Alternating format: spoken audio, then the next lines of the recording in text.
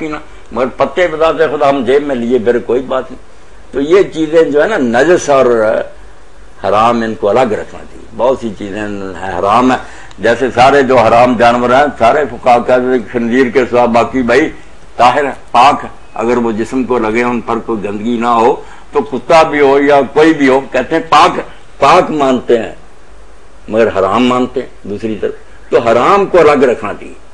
شراب کے بارے میں آپ سمجھ لیں کہ اگر ڈالی بھی جاتی ہے نا یا کسی کے کپڑوں پر بھی ڈاکٹر صاحب کے لگی آپریشن وغیرہ کرتے کوئی بات نہیں، یہ ناپاک نہیں ہے، حرام ہے۔ یہ مسئلہ سمجھ لیں۔ ٹھیک ہے کئی لوگ اس کو بھی نجس کہتے ہیں مگر نجس ہونے کی دلیل نہیں۔ قرآن میں جسے لیتے ہیں انما الخمر والمیسر والانصاب رجس من عمل الشیطان، تو پھر سوال پیدا ہوتا ہے کہ اگر اس سے مراد ناپاک لیتے ہو تو اس میں تو ذکر ہے پھر وہ انصاب اور ازلام کا بھی، تیر جو ہے اور وہ دوسرے وہ ناپاک ہیں، نہیں کہتے کوئی نہیں، وہ قسمت کے تیر پاک ہی ہیں۔ تو وہاں صرف باطنی نجاست مراد ہے کہ دین کے لحاظ سے یہ چیزیں بری ہے، ظاہری نجاست کی کوئی بات نہیں۔ جزاکم اللہ خیر۔ وضو کے بارے میں لوگ پریشان ہوتے ہیں کہ عورتیں وضو کریں، بالکل وضو ٹھیک ہے، کوئی اتارنے کی ضرورت نہیں۔ لوگ خواہ مخواہ تنگی میں ڈالتے ہیں عورتوں کو، رگڑتی ہے، کیوں رگڑتی ہے؟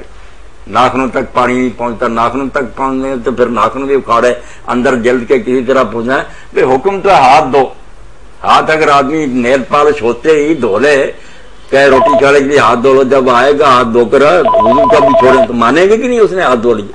یہی تو حکم تھا، السلام علیکم، رگڑ دو اور یہ کرو، خواہ مخواہ مصیبت میں ڈالتے ہیں۔ جی کیا پوچھیں گے؟ جی مولانا آپ نے 3 باتیں بتائیں طلاق کے حوالے۔ السلام علیکم۔ وعلیکم السلام سر مفتی صاحب۔ جی جی السلام علیکم۔ وعلیکم السلام ورحمۃ اللہ۔ ساڈا ایک مسائل جہا ہے جی، تھوڑا جہا الجھن جی۔ جی فرمائیے۔ ساڈا ایک مامو جی ہے نا، جی جی پہلے امام مسجد سی جی گاؤں وچ، تے تھوڑے جہے لتاں تو نہ ایویں نہ تھوڑا جہا ایویں نقص جو پی گیا تو سجدہ صحیح نہیں دے سکتے سی، ہیں صحیح نہیں دے سکتے سی، سجدہ صحیح نہیں دے سکتے تھے، ٹانگیں ان کی کچھ معذوری کی وجہ سے ہوگی نا۔ رات گوڈے میں درد ہوتی سی، جی جی تے وہ مام چھاڑ دیتی انہوں نے۔ اچھا اچھا تے ہن وہ جناب سارے ویلے بیٹھے آ، ہاں تے انہاں دی وائف جڑی ہے بیوی آ وہ سلائی دا کام کرتی ہے، 2 بچیاں وہ سلائی دا کام کردیاں۔ اچھا اچھا آیا کہ انہاں دی روزی اس آدمی تے حلال ہے حرام ہے؟ نہیں اگر عورت روزی کیوں حرام ہوگی؟ اگر بیوی کما رہی ہے سلائی کر کے یا بچیاں تو ان کے لیے بھی حلال ہے، وہ بزرگ بھی کھائیں حلال ہے۔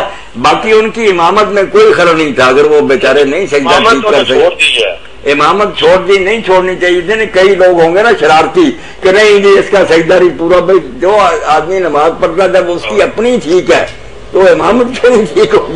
مولانا جس طرح بھی وہ غریب بیمار کر سکتا سجدہ، اس کی نماز ہم مانتے ہیں نہیں کہ نماز اللہ قبول کرتا۔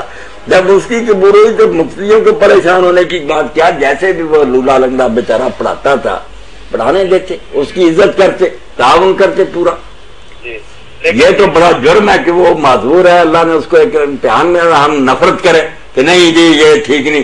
بھائی ظالموں کیوں ٹھیک نہیں؟ اگر وہ بیچارہ مزدوری سے اس طرح بھی سجدہ کرتا بسم اللہ، اس کا سجدہ اللہ کے یہاں قبول ہے، بلکہ ہم سے ہو سکتا 1000 درجہ بہتر ہو، جو بیچارہ اتنی تکلیف میں پڑ رہا۔ یہی مسئلہ یہ ہے نا، ہاں ہاں وہ نماز پڑھتا ہے، خود گھر پہ پڑھتا ہے، سب کام کرتا ہے، ہاں ہاں اور کمائی کچھ نہیں کرتا۔ ہاں ہاں ان کو چاہیے نا کوئی کام کرے، اپنے بچوں پر بیوی پر نہ چھوڑے، کچھ خود بھی کرے۔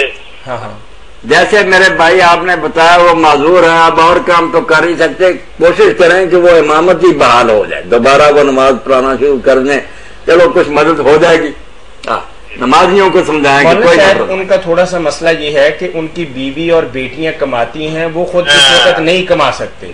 وہ یہ کہہ رہے ہیں کہ اب یہ کس طریقے سے جائز ہے کہ میاں بھی کہلوائے اور باپ بھی کہلوائے اور بیٹیوں کا اور باپ کا کھائے، تو اس طرح کی کوئی بات وہ اپنے طور پر سمجھ رہے ہیں؟ نہیں سمجھ رہے نہیں، جو معاشرت بالمعروف کا حکم ہے نا کہ آپس میں مل جل کر رہو، اس میں یہ داخل ہے کہ خاوند اگر کما سکتا ہے تو بیوی کھائے، اگر وہ معذور ہوگا تو بیوی کما کر بھی دے حلال طریقے سے، تو یہی اصل میں ساتھ تو یہی ہے، یہ نہیں کہ جب وہ تندرست تھا تو مزے کرتی رہا، وہ بیچارہ بیمار ہو گیا تو کیا میں کیوں اس کو دوں؟ یہ تو ظلم ہوگا نا۔ آخر بات نہیں ہے۔ جی بھائی فرمائیں، آپ کیا فرمانا چاہ رہے ہیں؟ آپ ایک سوال کریں ایک سطر میں، کیا کہنا چاہ رہے ہیں؟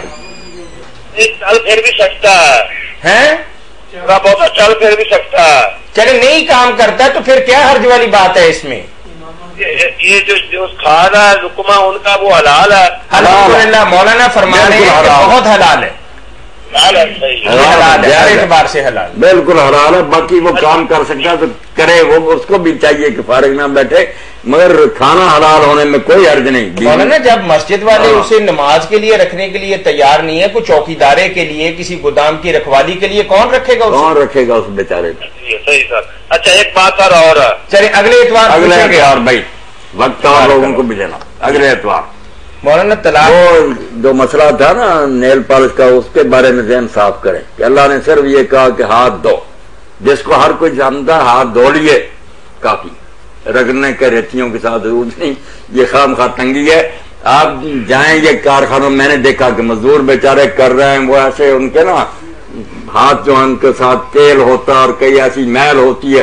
اگر ہم کہیں کہ یہ نماز تب پڑھے پہلے جا کر کسی طریقے سے یہ پٹرول وغیرہ سے ٹھیک ہے، وہ بیچارے نماز ہی چھوڑ دیں گے، کرنے دو اس کو اسی طرح، وہ سب کچھ جمع ہوا اوپر سے پانی بس گزار دیں، دھو لیا ہاتھ انہیں۔ جو اللہ نے کہا آپ کیوں تنگ کرتے لوگوں کہ یہ نہیں ہوا یہ نہیں ہوا، کچھ نہیں، یہ باتیں سب ٹھیک ہے۔ جزاکم اللہ خیر۔ مولانا کے فرمانے کا مقصد یہ تھا کہ اگر بہنیں اور بیٹیاں کچھ اس طرح کی زیب و زینت کی چیزیں استعمال کرتی ہیں تو ان کے استعمال کے باعث ان کو نماز سے نہیں منع کرنا چاہیے، کیونکہ یہ کوئی نماز میں یا وضو کے اندر رکاوٹ نہیں بنتی۔ بلکہ یہاں ایک مسئلہ اور بھی واضح ہو جائے، کئی مرتبہ میری بہنیں جو ہے نا وہ مہندی بھی سر پر لگاتی ہیں، تو ابھی وہ اتارنے کا وقت نہیں ہوتا تو نماز کا وقت آ جاتا، وہ بے فکر اوپر مسا کریں، مہندی اتارنے کی ضرورت نہیں، اسی طرح لگی رہیں تو اوپر ہاتھ پھیر رہے اور نمازیں پڑھیں۔ یہ آپ عورت کی بات کرتے ہیں، ہمارے ایک امام تھے، وہ عموماً میں نے دیکھا تھا کہ مولانا ابراہیم صاحب جی، مولانا ابراہیم خلیل، وہ اپنی داڑھی کو بہت زیادہ مہندی لگایا کرتے تھے، تو بعض اوقات نماز بھی ایسے ہی پڑھا لیتے تھے، امام بن جاتے تھے۔ نہیں کوئی بات نہیں، بس پانی منہ پر اس طرح بہا دیا جائے۔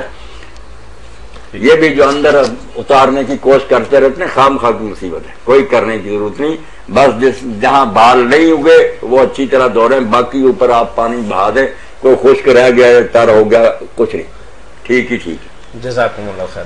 مولانا ہم طلاق کے بارے میں اور خلا کے بارے میں اور تنسیخ نکاح کے بارے میں، اس کو فسخ کہیں گے؟ فسخ کہیں، تنسیخ نکاح بھی اسی کو کہیں گے؟ اسی کو تنسیخ نکاح عام زبان میں فسخ ہوتا ہے۔ اچھا مولانا آپ نے ایک بات بتائی ہے کہ عورت کچھ معاوضہ دے دے تو اس کو ہم خلا کہتے ہیں، خلا کہتے ہیں۔ چلیں مل بیٹھ کے میاں بیوی کہتے ہیں جی گزارا نہیں ہوتا، بیوی کہتی ہے کہ جی میں آپ کے ساتھ رہنا نہیں چاہتی کسی قیمت پر، میں آپ کو دینا بھی کچھ نہیں چاہتی تو آپ مجھے فارغ کر دیں، پھر بھی خلا ہی گنا جائے گا؟